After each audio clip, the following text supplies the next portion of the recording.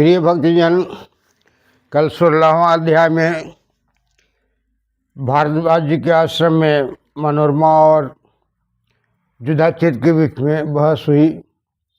उसके बाद एक धौम ऋषि की कहानी सुनाए, जिसमें द्रौपदी के लिए जयद्रथ के साथ मतलब वार्तालाप के बाद युधिष्ठिर आश्रम से वापस चला गया।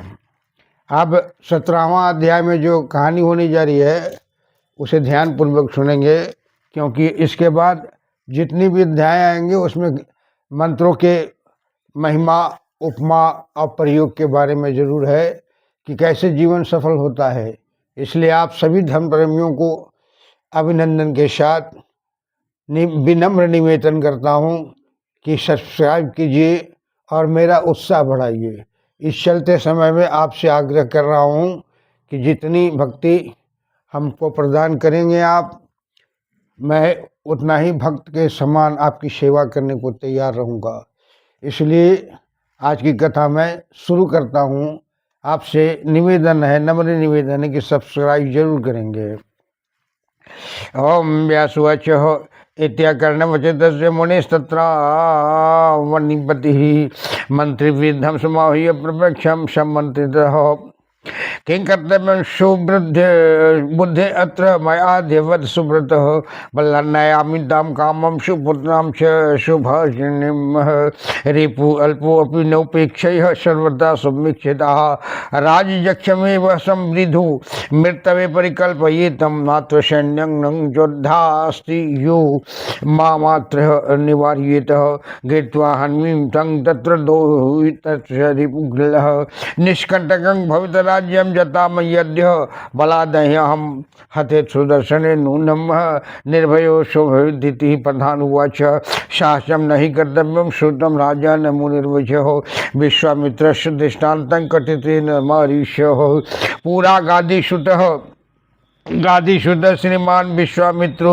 अतिविशुद्धं चिरं स नृपश्रेष्ठो वसुताश्रम अभ्यागातः नमस्कृतं च तंगराजा विश्वामित्र प्रतापवानं विश्वनृपश्रेष्ठो मुनिना दत्त विष्ठर निमन्त्रितो वसिष्ठेन भोजनाय महात्मनां ससेन्याश्चैदितो राजा गाधिपुत्रो महयशः नन्दया आसीदितः सर्वभक्ष्यभोज्यादिकं च यतः भुक्त्वा राजा ससेन शवंचिन्तत्र भूषणं प्रातापं च नंदन्याम परिज्ञाय च पार्थिवजा च नंदनी राजा वशिष्ठं मुनिशत मम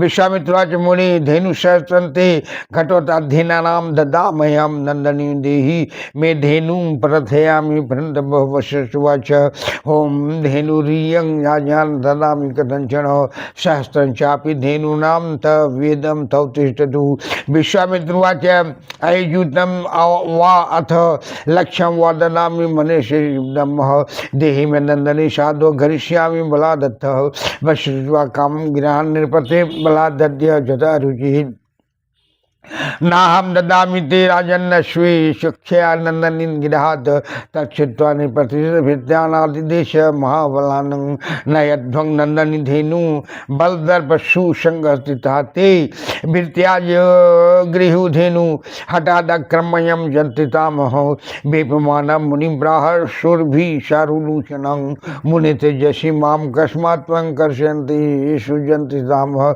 मुनिसतां प्रतिवाचेतं त्यज्येनहं सुदुग्धि बल्यान्नायति राजाशो पूजितो अद्य मया शुभि किं करोमि न गये चे चक्षामि त्यक्तुं त्वां मनसा किलः एकजुक्त्वा मुनिना धेनुक्रोधयुक्ता बभूवः हम वारवं चकाराशु क्रूर शब्दं सुदारुणम् उदद्गातास्तत देहातु दैत्या घोरतरास्तदः सायुधा तिष्ठेति शुभ्रवन्तः कञ्चावृतः सैन्यं सर्वं हतं तेस्तु नंदनी प्रतिमुचितः एकाकी निर्गतो राजा विश्वामित्रो अति दुःखितः हन्तं पापो अतितानात्मा निषदन् छत्रात् बलं वहत ब्राह्म बलं दुराध्यां मत्वा तपसि संगतिताः तपत्वा बहुनि वर्षाणि तपो घोरं महाबलिं ऋषितनं प्रापः गाधिस्तः त्वयक्तवा छात्रोत्तम विधि पुनः तस्मात्त्वमपि राजेन्द्रमा कृतापैरमद्भुतं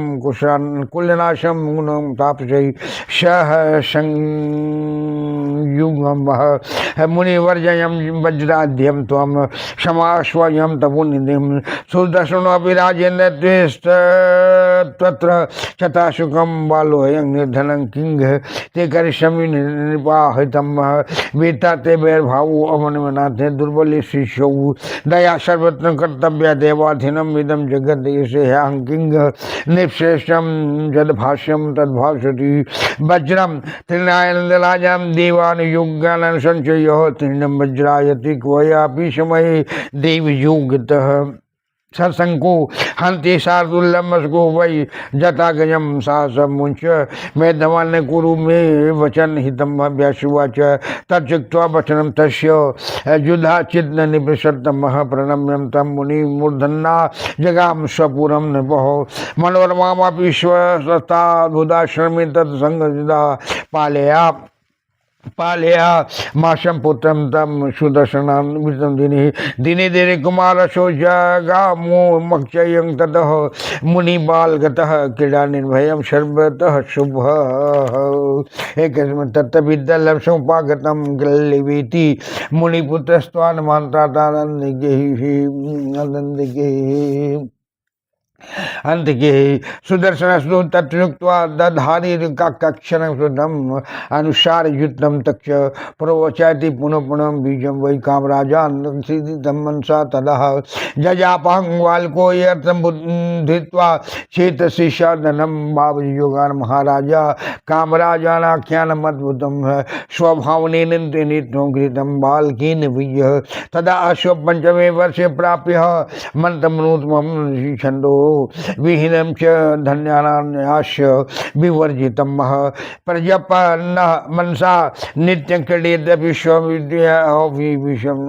नमन्न तं मंत्रं ज्ञात्वा शार्मिति स्वयं वर्षे चैकादशे प्राप्ति कुमारस्य नित्वात्मजा मुनिना चोपनित्यं वेद मध्यान्वितस्तथा धनुर्वेदं तथा सांगम नीतिशास्त्र विधानतं मया सदा शकला विद्यास्तेन मंत्रबला दिवः कदाचित् अस्मि प्रत्यक्षं देवी रूपदस्य रक्तांबरं रक्तवर्णं रक्त सर्वांगभूषणं गरुड़े वाहने संगस्ता वैष्णवी शक्तिमदाद्भुतं दृष्ट्वा प्रसन्नवदनं स बभूवः निरुपात्मजोऽहं मणितं स्थितस्वयं सर्वविद्यार्थतत्त्ववित्तः मातं सेवानस्तुं विजयहरा नदीतटी सरासनं च सम्प्राप्तं विशिकाश्च शिलासिता तू नीलम कवचम तस्मै दत्तम चा अंबिकायं वनि एते पुत्री काशीराज सुप्रिया नामना सचिकला दिव्या सर्वलक्ष्यं संकृता सुशराव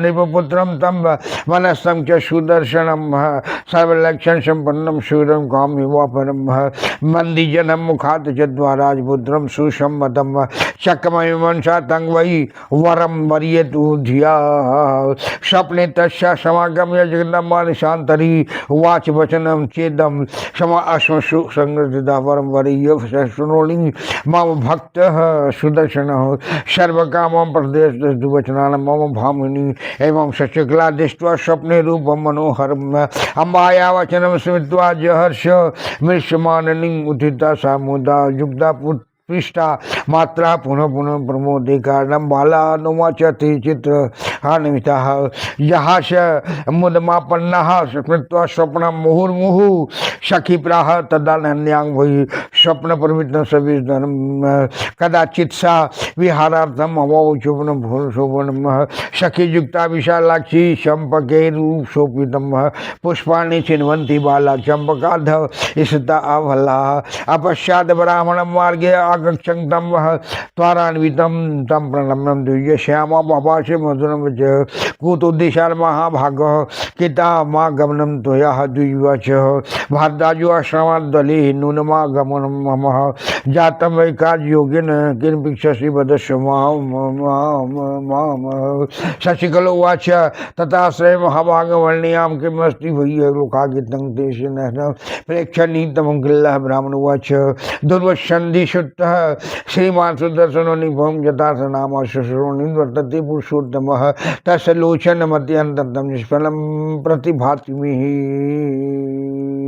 एन दृष्टो न कामोरु कुमार सुदर्शनम एकत्र निहिता छात्रा गुना सर्वे शिशि गुणा नाम करम द्रष्टुम मन एवं कौतुकतः एवं योग्या कुमार शो भर्ता भवित स्मरति योग न योगित अश्यापयासी मनिका चतुर्जीव।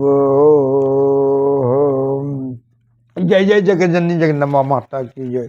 युधाचित को धौम ऋषि के बाद भी एक कहानी और सुनाए थे भारद्वाज महामुनि की। विश्वामित्र भी राजा थे, गाधी सूत्र विश्वामित्र जी के पिता का नाम गाधी था। उनका पुत्र विश्वामित्र थे जो पराक्रमी राजा थे, राजा थे और राजा के समान ही व्यवहार करते थे। और शिकार खेलते खेलते सेना लेकर के गए थे तो विचलित हो गए और वशिष्ठ के आश्रम में पहुंच गए। तो सुनो, वशिष्ठ के पास नंदिनी गैया थी।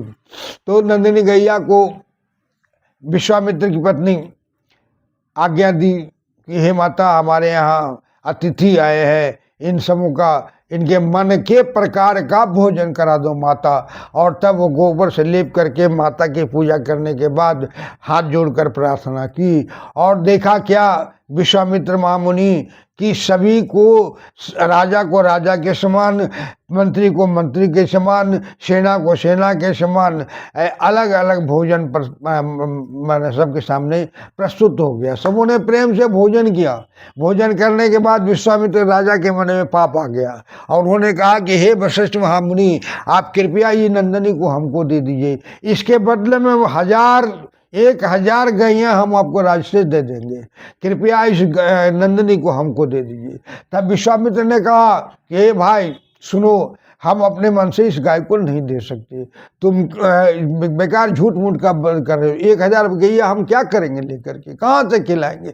हम तो महात्मा हैं, जंगल में रहने वाले हैं, आप राजा हो, राजा की तरह करते हो, आप तो 1000 क्या 10,000 गाय को रख करके खिला सकते हो, हम कहाँ से खिलाएंगे, इसलिए हम नहीं देंगे। और इतना कर करके कातर हो गए। तब विश्वामित्र राजा ने कहा कि हे वशिष्ठ जी, आप अगर नहीं दोगे तो हम बलपूर्वक ले जाएंगे, मेरे साथ सेना है, हम गैया को ले जाएंगे, छोड़ेंगे नहीं। और तब विश्वामित्र कातर हो गए और मने मन स्मरण करके नंदिनी से माफी मांगे, हे कि भैया ये राजा है, सेना के साथ है, मैं अकेला हूँ, मैं आपकी रक्षा कैसे करूँ बताओ ना, हम तो बेबस हो गए हैं, हम क्या करें माँ तार। यही कहने के बाद गैया जो है सो मुनि की आंखों में देखने के बाद आंसू से भर गया, नंदिनी की आंखें आंसू से भरपूर हो गई। और तब क्रोध भी आया, और क्रोध आने के बाद हम बोल करके कस के शब्द उच्चारण किया, और उस उच्चारण के मात्र से गैया के रोम रोम से सेना प्रकट हो गया, बाण शस्त्र लेकर के, और विश्वामित्र के सेना के साथ युद्ध हुआ। सभी सेनाओं को मार देने के बाद विश्वामित्र पछताने लगे और तब कहने लगे कि भैया ठीक है, एक ब्राह्मण में इतना ताकत है, अरे बाप रे, वो हम क्षत्रिय हैं, राजा हैं, लेकिन हमको हरा दिया, ये कैसे संभव है? और तब उसने निश्चय किया विश्वामित्र ने, और घोर तपस्या अनेक हजारों वर्ष तक करिए, करने के बाद क्षत्रिय धर्म को त्याग कर ब्रह्मत्व को प्राप्त किया। और इस तरह से हे युधाचित, अगर तुम ले जा सकते हो तो ले जाओ। ये तो वशिष्ठ ऋषि के पास कुछ नहीं था, लेकिन फिर भी जीत वशिष्ठ से की हुई। उसी तरह से अगर तुम इस बच्चा को ले जाकर हत्या करना चाहते हो तो ले जाओ, इसमें हम कोई संदेह नहीं है। तब युधाचित को समझ में आया कि महात्माओं से, मुनियों से लड़ना ठीक नहीं है, और प्रणाम करके अपने राज्य को वापस चला गया। वापस जाने के बाद मतलब मनोरमा और उसका बालक सुदर्शन और मैंने दास जो था, ये आराम से वहाँ रहने लगे, खेलने लगे। 5 वर्ष के बाद संस्कार किया गया, और उसके बाद वो खेलते खेलते खेलते अपने मुनि के बालकों के साथ में प्रेम करने लगा। खेलते के समय में उसी समय बिद्दल दास जो है वहाँ आ गया, और उसको देख कर करके सभी बच्चों ने एक साथ बोला किली किली किली किली किली किली किली। किली का मतलब नपुंसक, नपुंसक चिढ़ाया उसको, दास को चिढ़ाना शुरू किया बालक। ये शब्द सुदर्शन के कान में पड़ा, किली किली किली किली, अनुसार विहीन, अनुसार नहीं था, किली किली उच्चारण हुआ और उसने उसी किली किली की का रट लगाना शुरू किया। किली किली रट करते करते करते करते करते एक दिन ऐसा समय आया कि killing killing killing killing killing killing killing killing शब्द उच्चारण हो गया। सरस्वती जी वहाँ पर भयंकर उर्वाहिनी माता जोगमाया प्रादुर्भूत हुई, प्रकट हो गई और वाचक सुदर्शन को गोद में लेकर के शिक्षा देना शुरू कर दी, अस्त्र सिखाना शुरू की। जंगल में लेकर तीर धनुष दुनियादारी जितना भी है सब अपने हाथों से ही सिखा करके परिपूर्ण कर दिया है। इस तरह से सुदर्शन निपुण हो गया और उसकी चर्चा दूर दूर तक होने लगी। तब काशीराज का पुत्री थी शशिकला, उसको स्वप्न में माया ने, योग माया ने, दुर्गा ने कहा कि देखो भाई शशिकला, तुम्हारे लिए मैं वर ढूंढ के रखा हूँ, तुम किसी दूसरे से ब्याह नहीं करना, मेरा एक अनंत भक्त है सुदर्शन, ध्रुव संधि का पुत्र, उसी से तुम विवाह करना। और यही कह करके स्वप्न से ध्यान हो गई माता और तब वो उठ करके वो बड़ा चिंतित हुई और फिर बार बार वो ध्यान करे, फिर अपने सखी से लोचना किया और जिस तरफ टहलते टहलते सखी के साथ चली गई रास्ते में, मार्ग में, और जो भी भारद्वाज ऋषि के आश्रम से आवे उसी से पूछे कि क्या हाल है, वहाँ आश्रम का क्या हाल है। तब एक ब्राह्मण ने कहा कि हे भाई सुनो, हम भारद्वाज के आश्रम से आ रहे हैं, वहाँ ध्रुव संधि का पुत्र सुदर्शन की बड़ी चर्चा है, बड़ा चंचल है, बड़ा सुंदर है। इस तरह से कहानी कहने के बाद ब्राह्मण चलता बना और शशिकला के हृदय में सुदर्शन के प्रति प्यार, आभार, स्नेह उत्पन्न हो गया और उसने कहा कि जगदम्बा सचमुच स्वप्न में आकर के मुझे आदेश दिया है, मैं तो सुदर्शन से ही विवाह करूंगी। ऐसा संकल्प मन में कर लिया और संकल्प करने के बाद फिर 18वां अध्याय में देखिए अब क्या होता है। इसलिए आप भक्तजनों से प्रार्थना है कि आज की कहानी यही समाप्त होती है। आप अपना प्यार, स्नेह और श्रद्धा प्रदान करके मेरा उद्धार कीजिए और सब्सक्राइब कीजिए भैया, थोड़ा उत्साह बढ़ाइए। और तब देखिए आगे आगे और कथा बहुत अच्छी है। अभी तो आपको सतव्रत और देवदत्त शर्मा के पुत्र के लिए एंग एंग एंग एंग एंग एंग एंग सरस्वती का बीज मंत्र मिला। अब यहाँ दुर्गा का मंत्र है cling cling cling cling cling cling cling शब्द का इतनी महिमा है कि माता प्रकट हो गई और बच्चे को अपने गोद में लेकर सब कुछ सिखाना शुरू कर दी और सिखाकर बारंबार कर दी और स्वप्न भी दिया कि अब इसकी शादी भी हो जाए, क्योंकि मनोरमा अकेली थी, पिता तो मारा गया, स्वामी ध्रुव संधि मारे गए, तो अकेली क्या करेगी। इसी सारी व्यवस्था माता दुर्गा की जय, जोगमाया की जय। अपराध सहस्राणि क्रियन्ते हरनिशमया दास्यमिति मां मत्वा क्षमस्व परमेश्वरी। आवाहनम न जानामि विसर्जनम पूजं शिव न जानामि क्षम्यतां परमेश्वरी। मंत्रहीनम क्रियाहीनम भक्तिहीनम सुरेश्वरी। जत्य पूजितम मया देवी परिपूर्णम तदस्मि। अपराध सत्यम कृत्वा जगदम्बेति चुचुरीति अंगति समापनोति नतांग परमादेशुरा। शापराधो अस्मि शरणं प्रापतस्त्वां जगदम्बिके।